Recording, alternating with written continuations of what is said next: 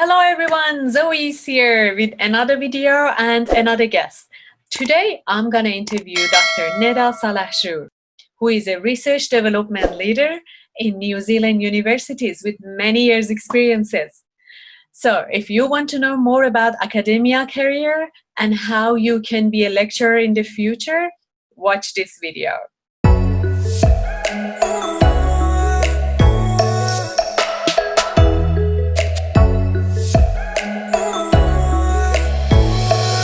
Hi Neda, how are you going? Thank you for joining us today.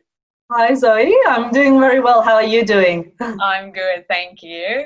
So Neda, to start, can you please introduce yourself, tell us a little bit about yourself and your career journey, please?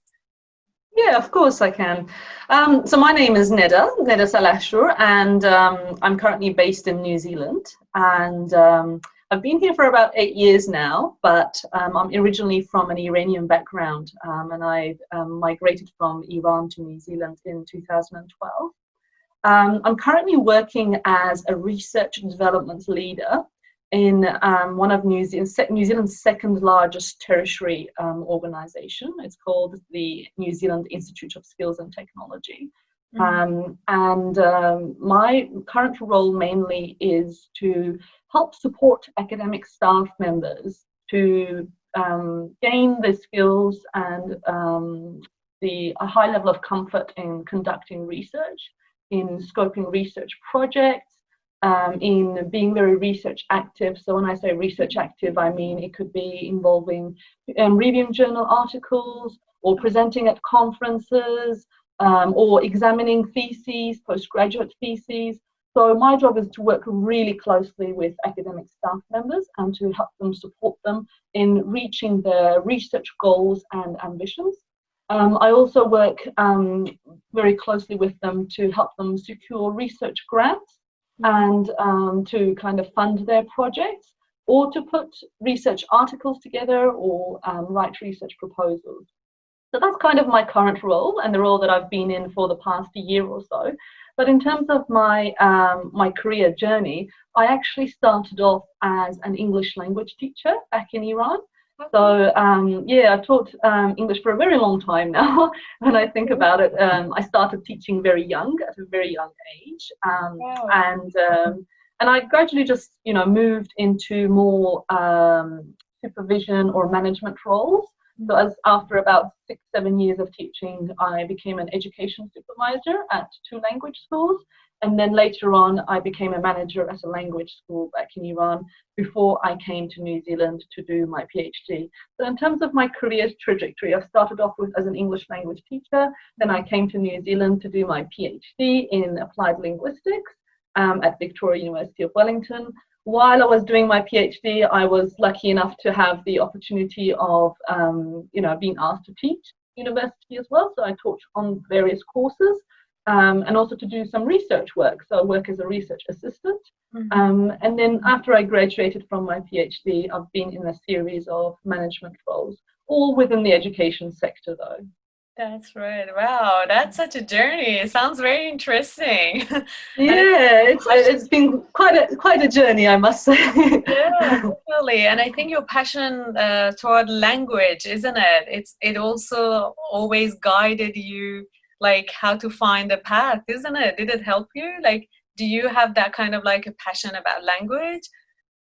So I do. Obviously, I've got a degree in applied linguistics, so I'm very passionate about language, but I'm more passionate about a particular aspect of language. So what I'm really interested in is how language is used in society. So it's not necessarily about learning a language, although naturally I've started off as an English teacher, so I am passionate about that. But I'm really interested in how people use language in their communities, in their everyday life, in their workplaces, and the impact that their language has on whether they achieve their goals or whether they don't achieve their goals. As you know, I mean, you've lived in Australia for years now. You know the importance of using the right type of language, using the right structure, or just how to present yourself so that you can kind of achieve what you want to do really in life. It definitely matters a lot in our life, and how interesting it is that some people are really focused on it. It's very interesting for me. Wow, that's fantastic. Cool. So Neda, going on kind of like career side of academia, like what kind of qualification or kind of like achievement someone need to have as a student or as a kind of like graduated student from university to get the offer from university to work there? Like, is that like it's possible for them to be a lecturer or lecturer assistant, like some job like that? How possible it is for them to get it? What do they need to have to be a strong candidate for having it? Yeah, so that's a really good question. I'd like to talk about maybe this question by breaking it down into two different types of roles that you might get into. The first is usually if you're a master, say you've finished your master's degree and you are actually studying a PhD at a particular university, and you want to continue, and you have a pretty strong teaching background already. So let's say you've taught back in your home country somewhere, and now you've arrived in your destination country, you're studying, but you also want to continue doing some teaching. Usually with a master's degree, the job positions which become available are more along the lines of tutoring. So it's not called a lecturing role, it's called a tutoring role. Okay, So one of the main differences between a tutor and a lecturer is usually the qualification. Lecturers usually hold a PhD, they have finished their PhD degree, and whereas a tutor generally, and this varies from country to country and organization to organization, but this is the consensus in Australia and New Zealand, that a tutor is somebody who doesn't hold a PhD qualification.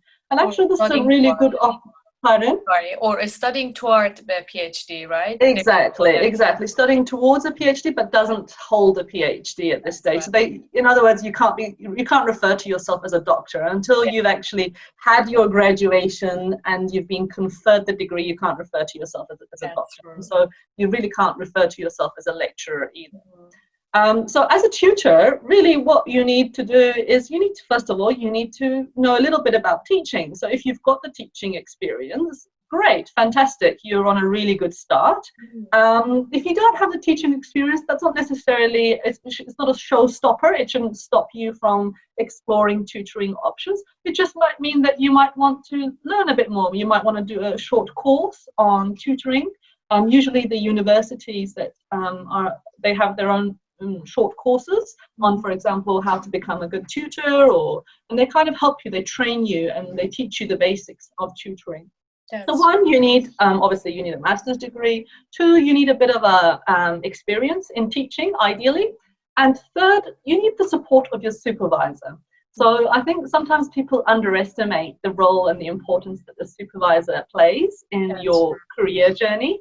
But really, if you are able to establish a good relationship with your supervisor, and if you're able to demonstrate your skills to your supervisor, so whether that's your teaching skills or whether that's your skills in research skills and your knowledge in that particular subject area, then supervisors are very helpful and they do support their students.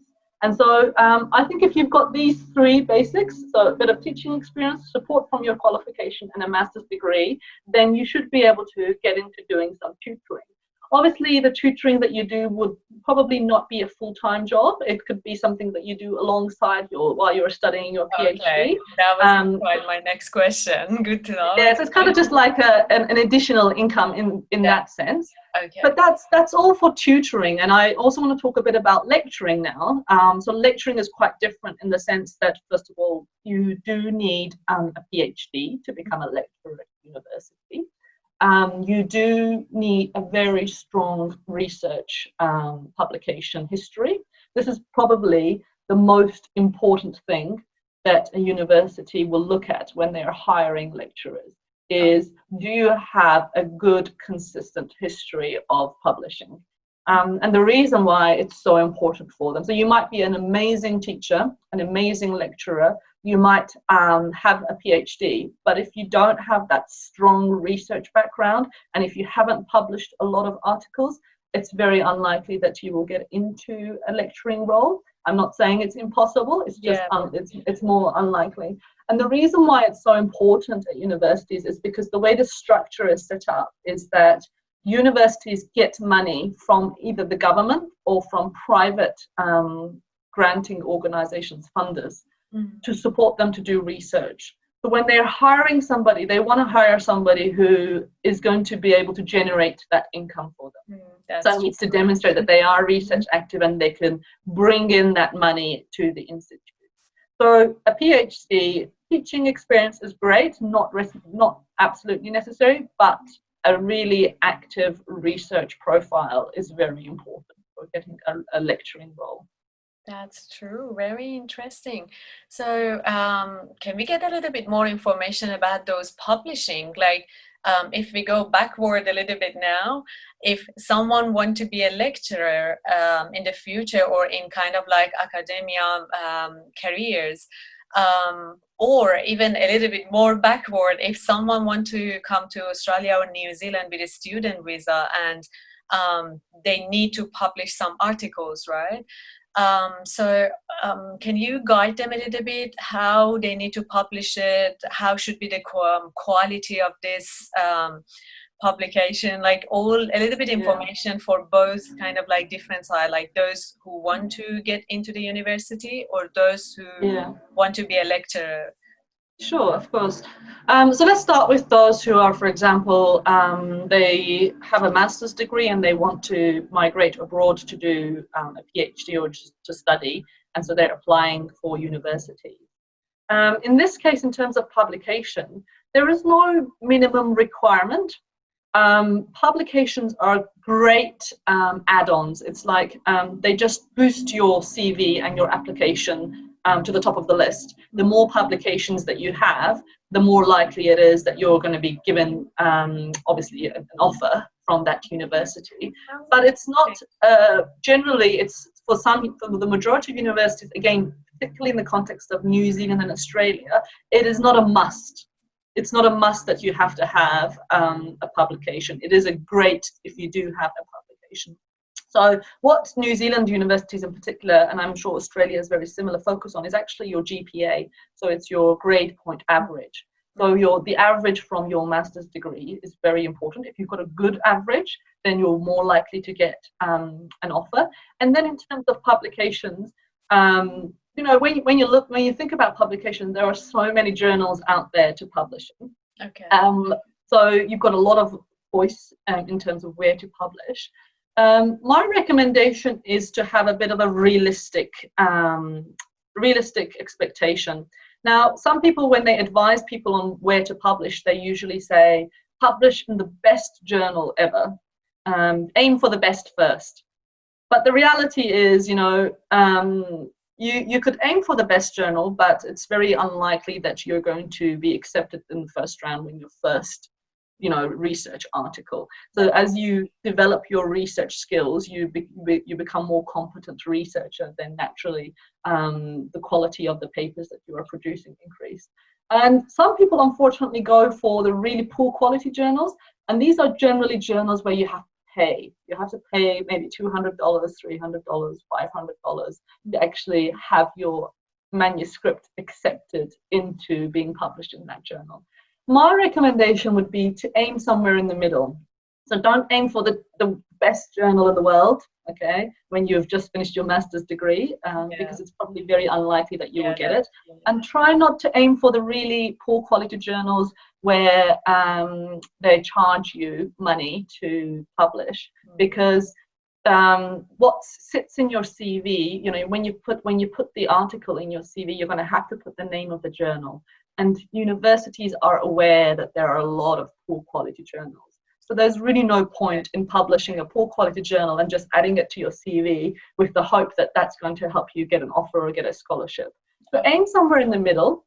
And the best technique that I would recommend for finding a journal is to see, you know, when you read journal articles in your area of expertise, if you go to the back of the journal article in the bibliography section, you can see where, you know, big names or prominent people, which journals they've published in. You can get a really good idea as to what the main journals in your area in your field are.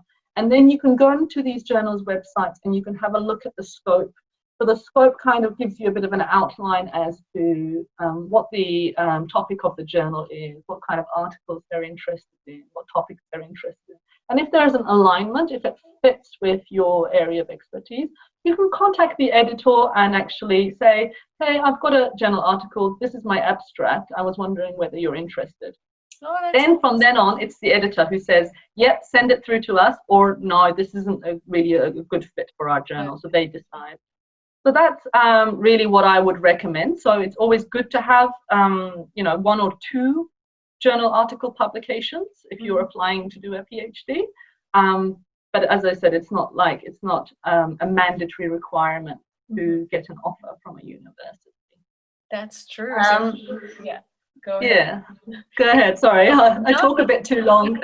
You're talking very well. I'm really enjoying. I have to watch this again for myself. I really enjoy. But how about that lecturer side? Is that the same for someone who wants to be a lecturer as well?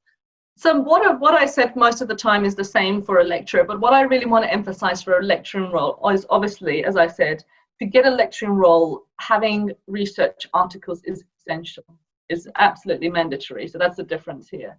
And one of my biggest recommendations would be to actually start publishing early.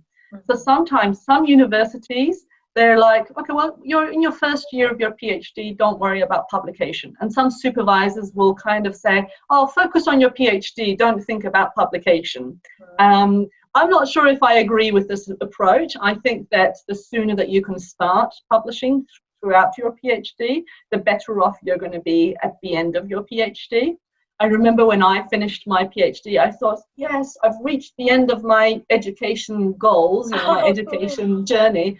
And then I realized, actually, I'm just at the beginning because, you know, I haven't published as much as I should have. You know, I should have spent that 3-4 years actually publishing. And I didn't do that because the atmosphere at the university was, oh, focus on your, you know, on your PhD. And if you get a publication, great. But I think I want to challenge that. And I think my recommendation would be to start thinking about publication very early. And some people might ask, okay, well, how do I go about, you know, publishing? Well, first of all, your supervisors are great co-authors. So if you have supervisors who are interested in publishing with you or co-authoring a journal article with you, great, fantastic. You're going to have their years of expertise, their years of knowledge, you know, fed into the quality, into your journal article. And so naturally that's going to have a huge impact on the quality of the article that you're producing. My second recommendation would be, usually PhD students in the first, second, and third year, they go on a lot of conferences. So they, you know, talk about their studies at various national and international conferences. These conferences are a great place for you to find people who share similar research interests as you, and to see whether you want to collaborate on projects with one another. Just to give you one example, in December I was at a conference in Wellington. And there was this this researcher who had come in from Italy, and we had both worked on the same topic, but in very different contexts. So he had looked at refugees and migrants in Italy and Greece, and I had looked at refugees and migrants in New Zealand, in the context of New Zealand. And so, you know, I went to his presentation, he came to my presentation, we swapped business cards. And then when he went back to Italy, he emailed me and he said, oh, hey, Neda, it was lovely to meet you. I'm just wondering, we should definitely keep in touch. Here's my journal article. I'd love your feedback on it. And then I read his journal article and I saw there's so much that we can, you know, share and collaborate and learn from each other. And so we started our own research project, and you know, we're publishing from that. So there are so many opportunities that, you know, during these conferences you can network and use them to kind of create little projects and work on those projects. And of course, a lot of people finish their master's degree, but they don't publish from it. So if you finished a master's degree with a thesis, why not publish from it? I'm sure you can at least generate one journal article from your master's thesis. So you could use that as an opportunity to publish. So these are just some tips which I thought might be useful from my own experience, of course. That was great tip and advice. Thank you. Thank you very much for sharing. So Neda, is there any other tip or advice that you're going to add at the end? I'm sure your information has been very helpful so far. And if you think there is any other tip or advice for someone who want to enter into Australia or New Zealand as a student, and or someone who is looking to be in the kind of like academia career in the future, and want to be a lecturer or tutor. So do you have any other tip or advice for them to get into their career in the future? I think the first advice that I would, as I said, I would give is start early. So start thinking about publishing early. Don't hold it right till the final year. So the earlier you start, the better. The second one that I would say is be very patient. Research and publication takes a long time. I mean, for you to actually, scope the research project, to actually carry out the research project, to write up the research project, to sending it off to a journal, getting feedback from the reviewers, getting it published, it could take anything between 2 to 3 years. Okay, so it's a very long and lengthy process, and so just you have to be very patient with it. I'd also say that try to establish your networks as early as possible. Don't hold off, or don't be shy in approaching, whether it's your supervisors or people who are in a similar research background or similar field of study as yourself, and approach them and think of and discuss new topics and new proposals that you have, and try to collaborate as much as you can. I would say this is not really an academia, but it's more just settling into a new country. It's an advice around volunteering. Volunteering your time to various organizations that you feel are in line with the type of work that you're doing, or your field of interest. Okay. Just to give you an example, I mean, because my PhD was focusing on immigration and refugees and how they are kind of discussed in the media, I also worked with a lot of NGOs in New Zealand, and I volunteered my time. So I tried to translate my academic learnings into practical everyday skills that I can give back to the community. And this is great because it helps you build those connections within the community, within the new city that you've arrived in. So yeah, think about volunteering, volunteer your time. And then just work hard, it's not easy. It really is not. And academia is very, very highly competitive. Yeah, don't give up, stay strong, work hard, and start early. There's a summary. Wow, that was great.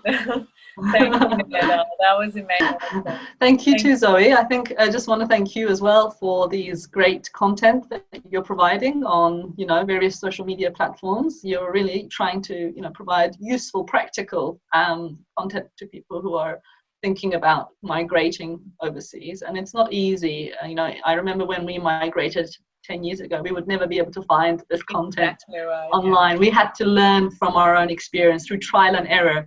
So I really value and appreciate the work that you're doing as well. Thank you. I really appreciate your time, and thank you for sharing your information with all of us. Okay, guys, hope you enjoyed the conversation. If you have any question, please comment below and give me thumbs up if you like the conversation. And please don't forget to subscribe to my channel if you want me to produce more videos like this for you. Thank you.